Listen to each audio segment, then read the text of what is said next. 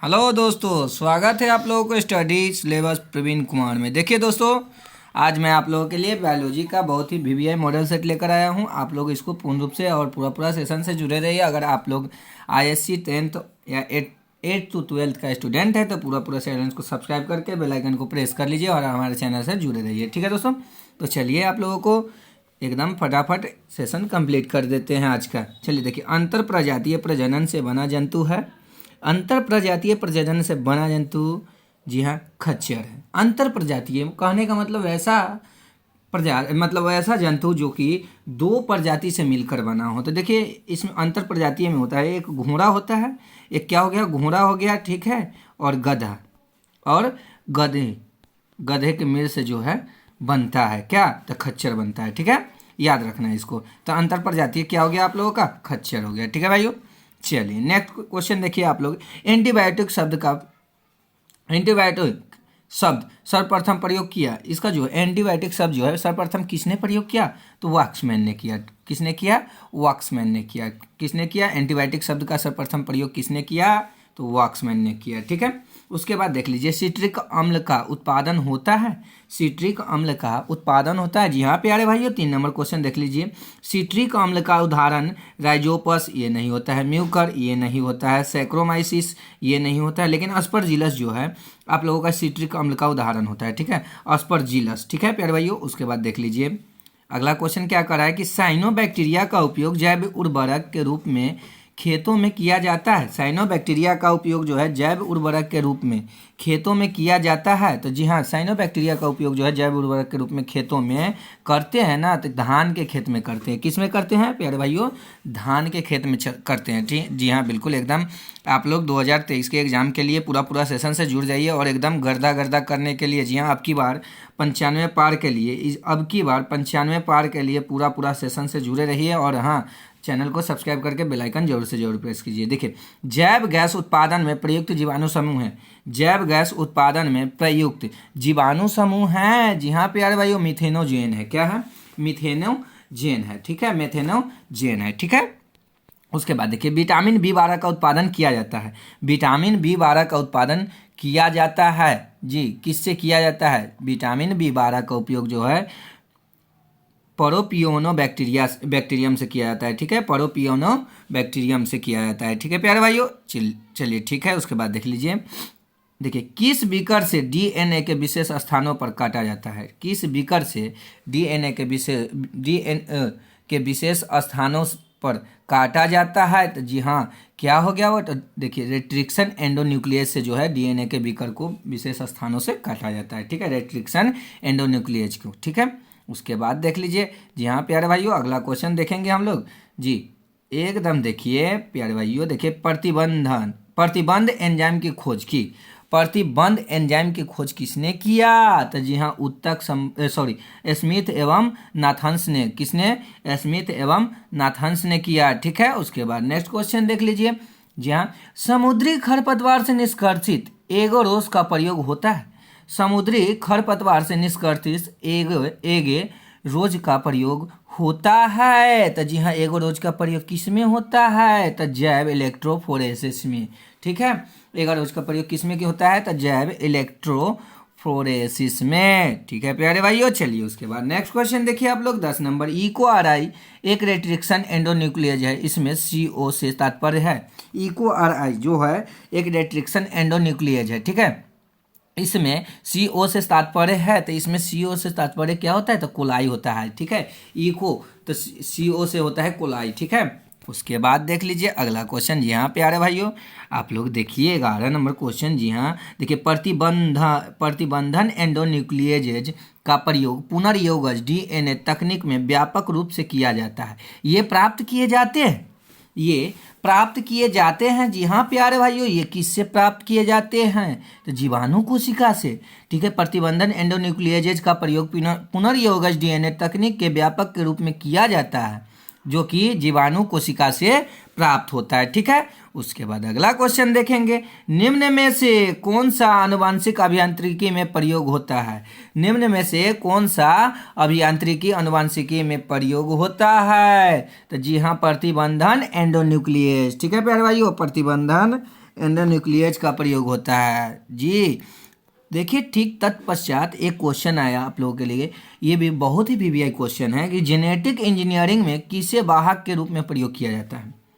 Genetic engineering में किसे वाहक के रूप में प्रयोग किया जाता है, तो प्लाज्मिड को ना वाहक के रूप में प्रयोग किया जाता है, समझ गए। तो किस में, तो जेनेटिक इंजीनियरिंग में। ठीक है प्यारे भाइयों। उसके बाद नेक्स्ट क्वेश्चन देखेंगे हम लोग जी। देखिए जेनेटिक इंजीनियरिंग में रेस्ट्रिक्शन एंजाइम का कार्य है, मतलब क्या कार्य है। जेनेटिक इंजीनियरिंग में रेस्ट्रिक्शन एंजाइम का क्या कार्य है, तो जेनेटिक इंजीनियरिंग में रेस्ट्रिक्शन एंजाइम का कार्य होता है ना डीएनए को विशिष्ट स्थानों पर काटना। ठीक है, डीएनए को विशिष्ट स्थानों से पर काटना होता है। ठीक है, उसके बाद देख लीजिए 15 नंबर, निम्न में से प्रतिबंधन एंजाइम है जी। निम्न में से प्रतिबंधन एंजाइम है, तो जी हाँ इको आर द्वितीय। ठीक है, प्रतिबंधन एंजाइम कौन हो जाएगा, इको आर द्वितीय। ठीक है दोस्तों, तो देखिए आप लोगों को मैं बता दूं कि अगर आप लोग चाहते हैं कि आप लोगों को स्टडी मटेरियल कुछ मिले और डेली यूज कहाँ करें, तो इसके लिए मैं आप लोगों को ले चलता हूँ कहाँ पे करना है आप लोगों को। ठीक है प्यारे भाइयों, तो सेशन से पूरा जुड़े रहिए। ठीक है प्यारे भाइयों, तो देखिए हम लोग आ गए हैं तारों के शहर में जाने वाले हैं। तो देखिए सबसे पहले यहाँ पर क्लिक करेंगे गूगल पर और सर्च मारेंगे स्टडी, क्या मारेंगे, स्टडी सिलेबस का, तो सिलेबस प्रवीण का मारेंगे, प्रवीण मार दिए, प्रवीण और कुमार मार देंगे, क्या मार देंगे, कुमार। जी हाँ जी बिल्कुल, इस प्रकार से आएंगे और सर्च मार देंगे। सर्चिंग मारने के बाद देखिए आप लोगों को इस प्रकार से ब्लूप्रिंट आ जाएगा। ठीक है, ब्लूप्रिंट आ जाएगा तो आप लोग इसको क्या कीजिए, इस पर क्लिक कर दीजिए। क्लिक ठीक करने के ठीक बाद देखिए आप लोगों का स्टडी मटेरियल आप लोगों को देख लीजिए। 12th ISC है ना जी, है ना 12th ISC, इसमें आप क्लिक कीजिए जी। सभी के लिए अलग अलग 11th ISC, 12th ISC, 10th के लिए, डेली टेस्ट के लिए, ठीक है, क्लास 12th आर्ट्स के लिए, और रिजल्ट भी आप लोगों को आएगा तो यहाँ पर दिखा दिया जाएगा।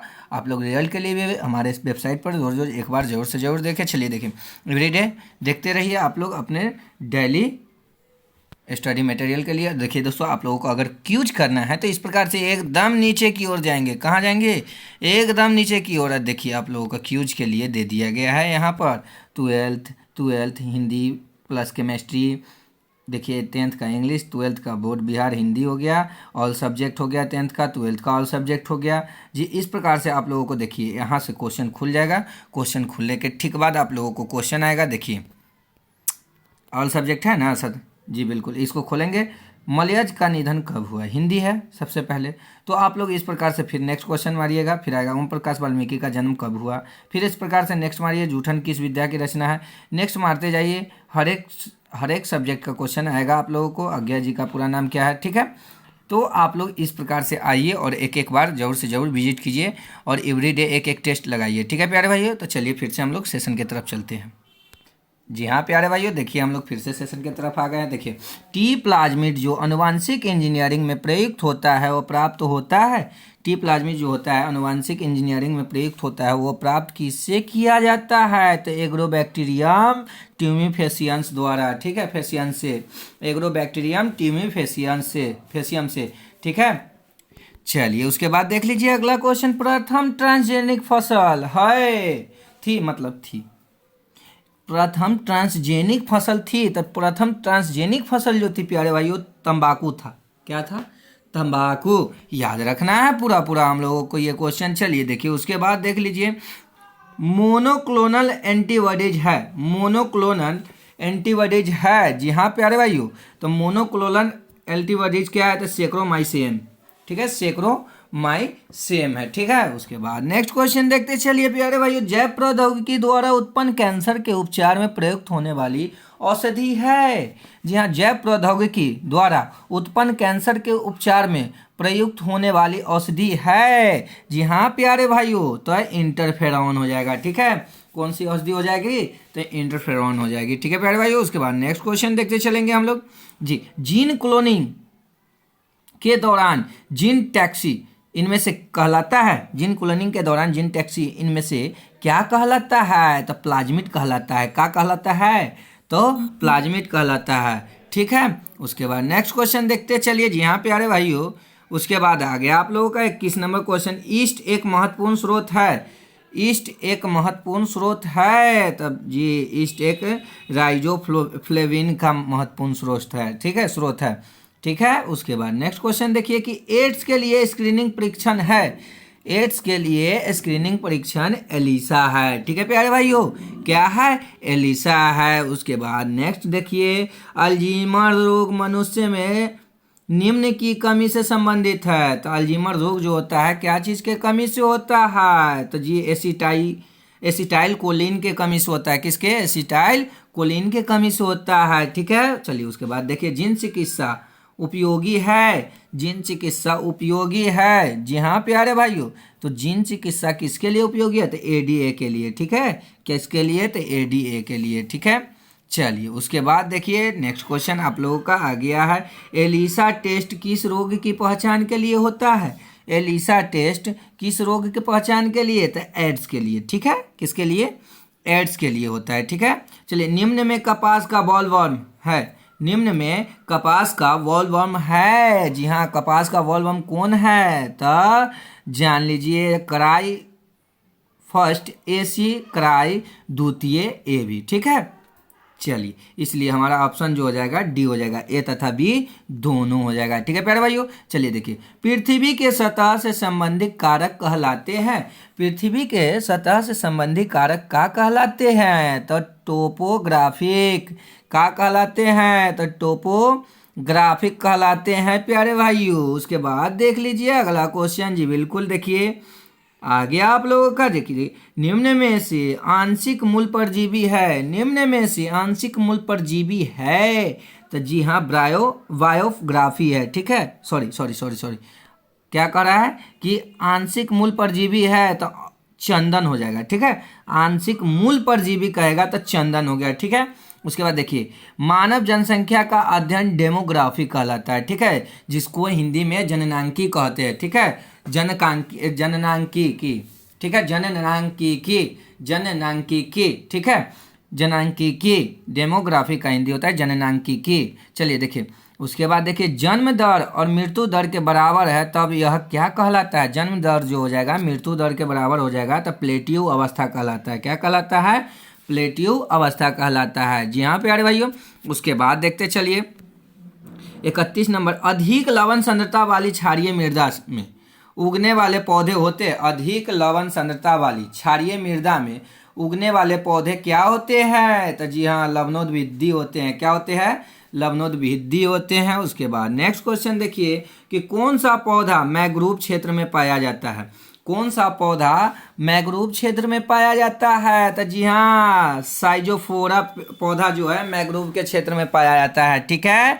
चलिए अगला क्वेश्चन देखते चलिए, जी हाँ एकदम देखते चलेंगे अगला क्वेश्चन हम लोग, जी बिल्कुल एकदम इस प्रकार से पढ़ेंगे कि पूरा के पूरा दिमाग में बैठ जाए, ठीक है प्यारे भाइयों। देखिए 33 नंबर क्वेश्चन क्या कहते थे, बीटी से उत्पन्न क्राई प्रोटीन किस लार्वा के लिए विषैला होता है। बीटी से उत्पन्न क्राई प्रोटीन किस लार्वा के लिए विषैला होता है, तो जी हाँ टेबैको वुडवर्म के लिए विषैला होता है, टेबैको वुडवर्म के लिए विषैला होता है, ठीक है प्यारे भाइयों।